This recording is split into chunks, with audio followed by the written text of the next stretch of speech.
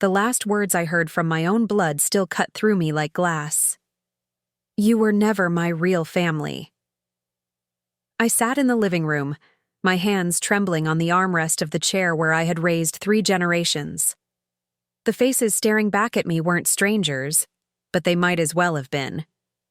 My granddaughter, the very child I once fed with a spoon when her mother turned away, looked at me with eyes of stone. She believed the lies. She believed that I had taken more than I gave. But they didn't know. They thought I had forgotten. They thought age and silence had erased the truth. They didn't know that behind my quiet smile, I remembered every sacrifice, every betrayal, and the one secret I swore to take to my grave. And that secret? It would shatter the very foundation of everything they thought they knew about family. Families are built on sacrifice. At least that's what I always believed. I was born into a small southern town, raised on red clay soil, and taught that the strength of a woman came not from what she kept, but from what she gave. I gave everything.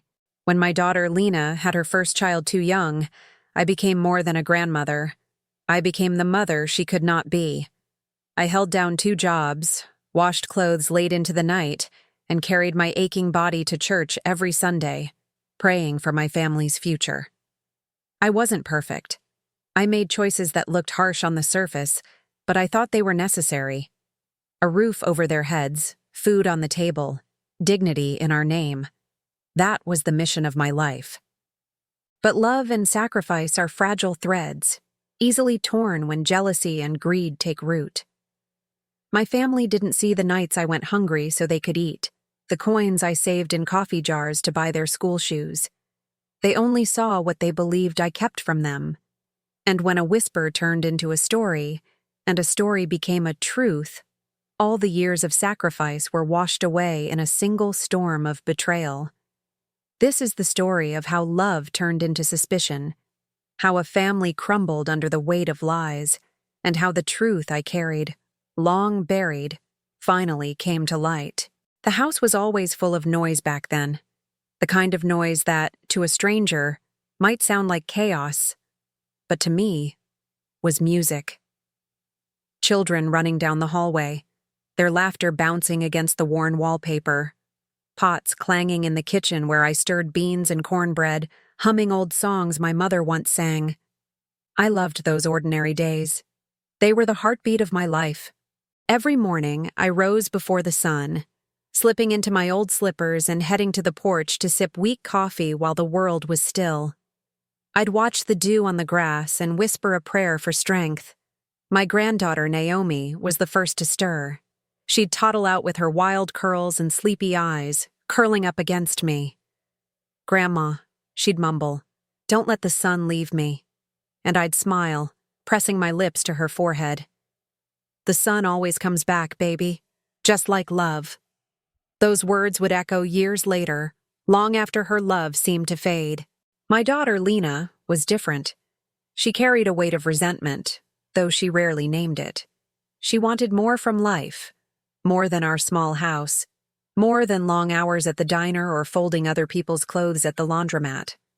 Sometimes she'd watch me with eyes that weren't grateful but tired, like she was trapped in a shadow she couldn't escape. Still, we found ways to make peace. On Saturdays, we all gathered around the radio, listening to old gospel choirs. On Sundays, I ironed white shirts for church, teaching Naomi how to fold napkins into neat triangles. I thought those little cracks, the sharp comments, the sighs, the days Lena disappeared for hours, were just storms that would pass. Families fight, families forgive. That was the rhythm I had known all my life.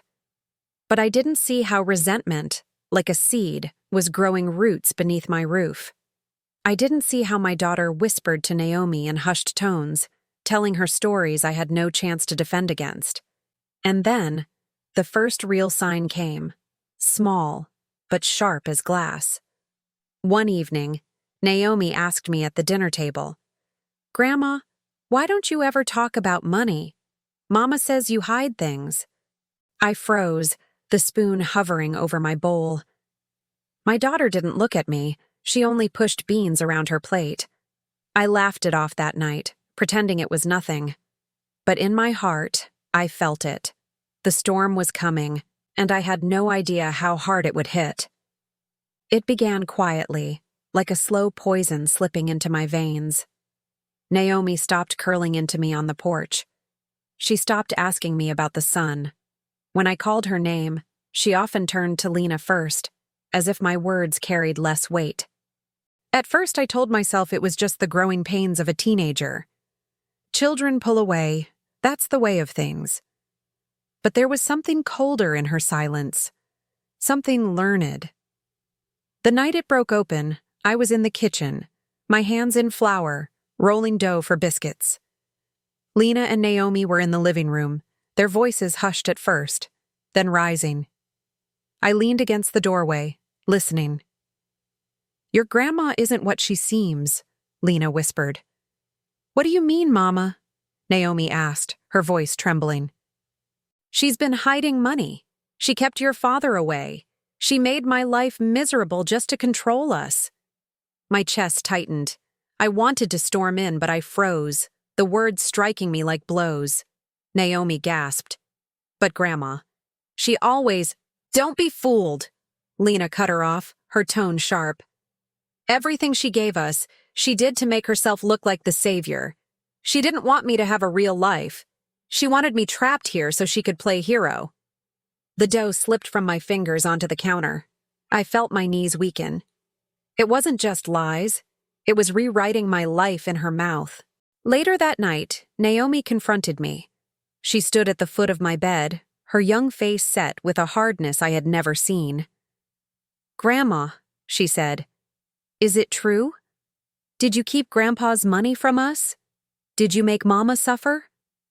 I swallowed, searching for words. "Baby, I never—" "Don't lie!"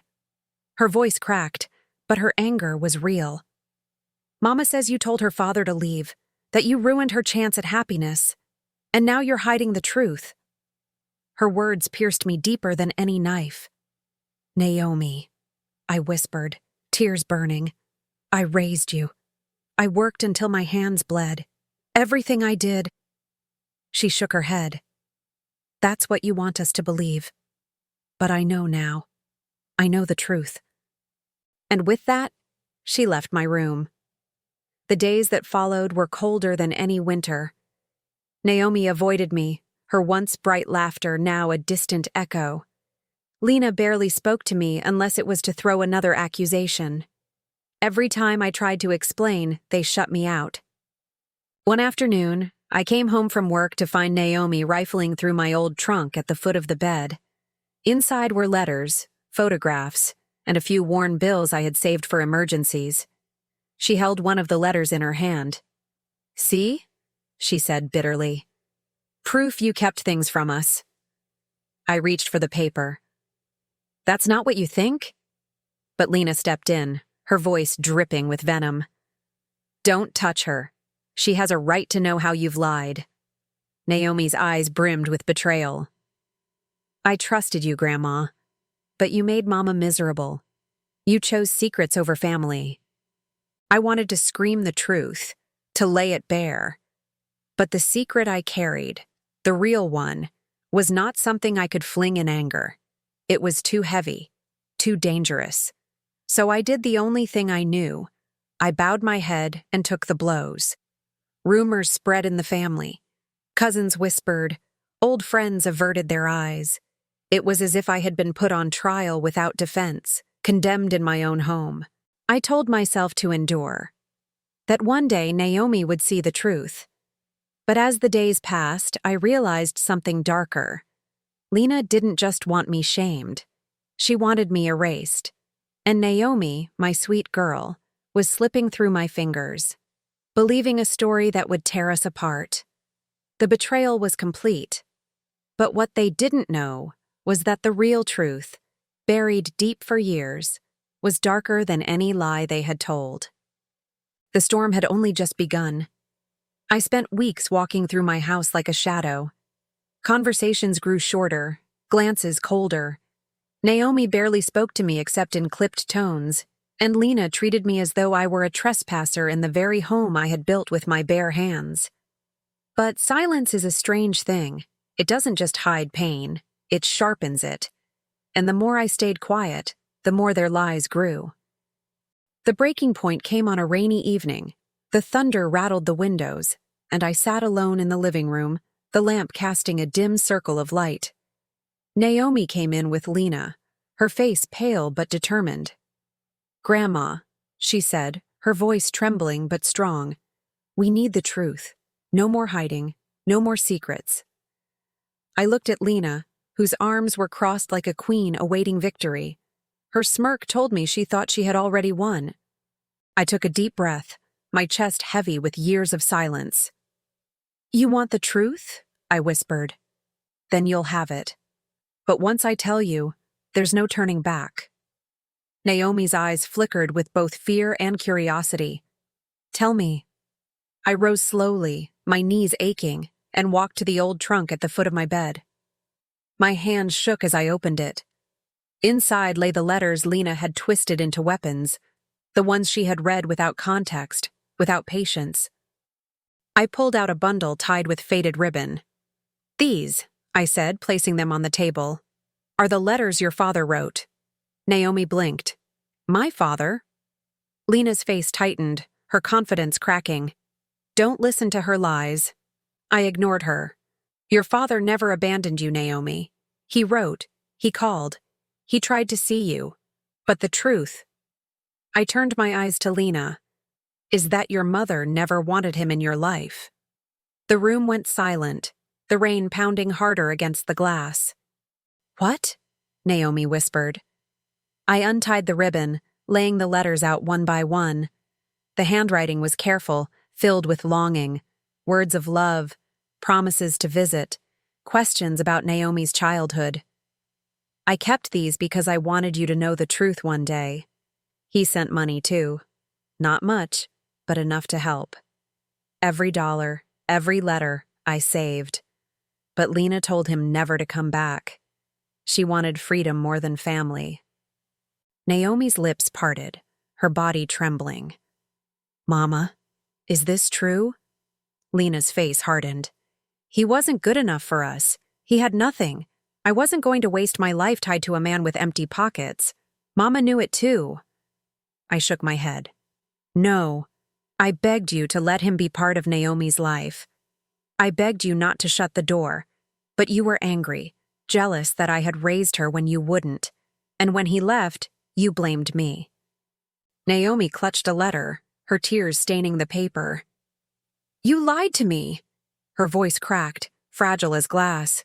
"All this time you made me hate Grandma for nothing." Lena reached for her. "I did it to protect you, baby." But Naomi pulled away. "No, you did it to protect yourself." Her scream shook the house, louder than the storm outside. I stood there, silent tears running down my face. The truth was finally out, but it was not triumph. It was devastation. Naomi's childhood had been poisoned by lies, and Lena's bitterness had burned through everything I had built. For days after, Naomi couldn't look at her mother. She came to me, sitting quietly on the porch like she once did as a child. "Grandma," she whispered, "I don't know what to believe anymore, but I know one thing. You never stopped loving me. I see it now." I held her close, my heart breaking with both relief and sorrow. Love never left, baby. It was buried, but the truth always rises. Karma came for Lena slowly. Word spread about the letters, about the money, about the father she had cast aside. Family who once whispered against me now whispered against her. She became isolated, bitter, consumed by the very lies she had created. And me? I found peace not in vindication, but in Naomi's eyes. Eyes that for the first time in years looked at me not with suspicion, but with love. But even peace carried a price. The bond between mother and daughter had fractured, maybe beyond repair. And though Naomi leaned closer to me, I couldn't ignore the shadow of what was lost. The truth had set me free, but freedom often carries scars. Still, as I rocked on the porch one evening, Naomi by my side, I whispered the words I had once told her long ago. The sun always comes back, baby, just like love. And for the first time, she believed me.